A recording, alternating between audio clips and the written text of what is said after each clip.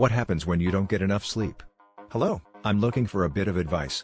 I, 33 have been incredibly sick since Saturday.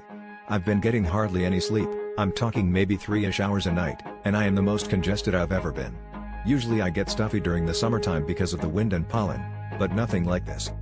I'm not allergic to anything as far as I know, and I have a 3-year/0 husky that sheds a lot, so I'm certain that's not the issue.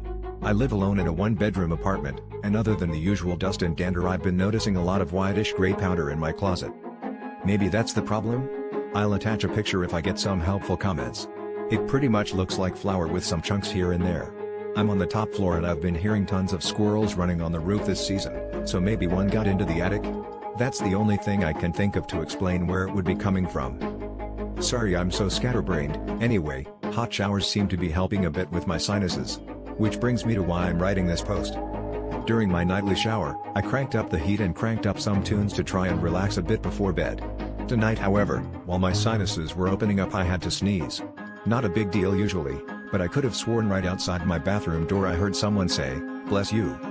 I've been reading up on it and it says hallucinations are a possibility, so I'm wondering if any of you guys have experienced anything similar to this? TLDR, what happens when you don't get enough sleep?